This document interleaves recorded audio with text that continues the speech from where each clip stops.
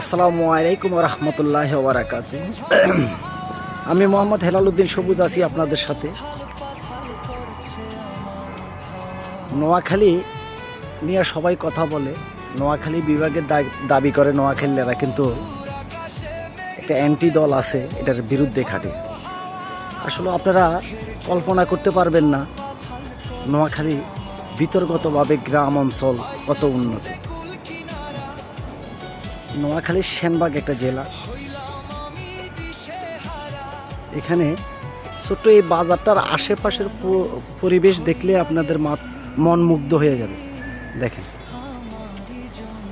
চারিদিকে সবুজ বন, সবুজ গাছ, নারিকেল সুপারি গাছ তো এই এলাকায়, এই নোয়াখালীর যে কোনো অঞ্চলে অবশ্যই থাকবেই। এই দেখেন নারিকেল গাছ, আসলে রোদের চিকচিকি আছে তাই ভিডিওটা ক্লিয়ার আসতেছে না। এই দেখেন নোয়াখালীর বাড়িঘর, নোয়াখালীর মানুষের রুচি, নোয়াখালীর মানুষের আন্তরিকতা দেখেন। মাঝে মাঝে আবার কৃষি জমিও আছে, এই যে ইরি ধান লাগাইছে, পাশে একটা ছোটো টিনের ঘর আছে, ওপারে আবার ওই যে একটা বিল্ডিং দেখা যাচ্ছে।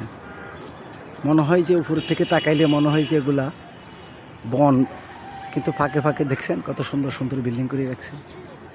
মাঝখানে একটা ছোট্ট জলাশয় আছে, পুকুর, এটা জলাশয় না, ছোট্ট না, এটা 2 কানি জমিনের পুকুর হইল।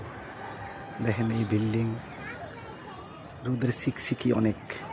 দেখেন আপনাদেরকে সূর্যটা দেখাই, চারিদিকে তাকাইলে মনে হয় যে শুধু বন আর বন, কিন্তু আসলে তা না, বন না। দেখেন ডাব গাছে ডাব কিভাবে ধরছে, বিল্ডিংয়ের পাশেই ডাব গাছ। দেখেন দেখেন ডাব, দেখেন ডাব, আমি ক্লিয়ার করে দেখাইলাম ডাব গাছে ডাব কিভাবে ধরছে। দেখেন নোয়াখালী যে অঞ্চলে যাইবেন পরিবেশ মোটামুটি একই রকম, সবার পছন্দ মোটামুটি কাছাকাছি। কেউ আমেরিকা, লন্ডন, বিভিন্ন দেশে থাকে, সাইপ্রাসে আছে কিছু লোক নোয়াখালী। পৃথিবীর যেতগুলো দেশ আছে আমার মনে হয় না নোয়াখালীর মানুষ কোনো দেশে না আছে। দেখেন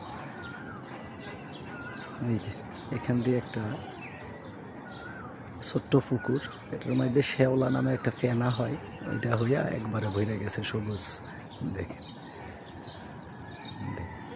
কত সুন্দর, চারিদিকে কত সুন্দর। মাঝখানে এই যে দেখেন ধানের জমি আছে, এখানে একটা টাওয়ার আছে।